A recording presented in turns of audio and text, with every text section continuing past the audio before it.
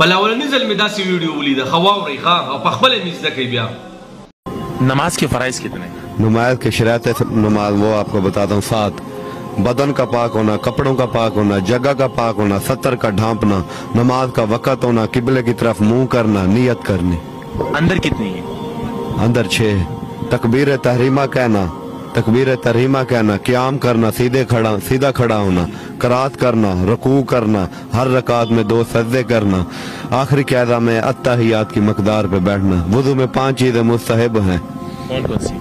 وضو دائیں طرف سے شروع کرنا، گردن کا مسح کرنا، وضو کرتے ہوئے کسی سے مدد نہ لینا، وضو پاک اور اونچی جگہ پہ بیٹھ کے کرنا، قبلے کی طرف منہ کرنا.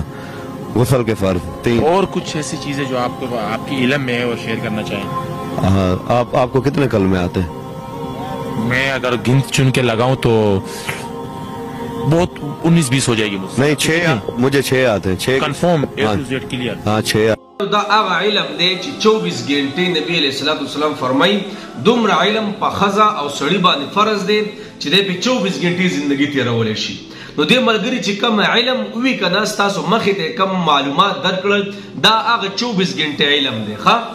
نو د الله بندګانو 24 غنټې علم کم سے کم دا مونځ شو اودس شو روژه شو حج شو زکات شو داسې معاملات شو روزګار ته کې داسې جناب ډیلینګ کې د هغې چې کوم هغه صحیح طریقه ده په اسلام کې هغه زده کول په هر مسلمان باندې فرض دی. ګورې اوس یو عالم دی دا علم فرض کفایي دی دا به چا وکړو به د ټولو غاړه خلاص شوه یو کس دوم به کوو غاړه خلاصه شوه.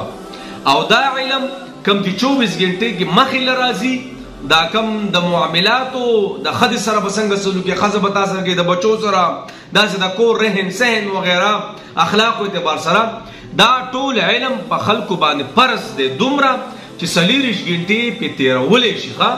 نو دومره علم ګوره زده کوئ داسې ویډیوګانې سکیپ کوئ ما دا ویډیوګانې ځان سره سیو کوئ.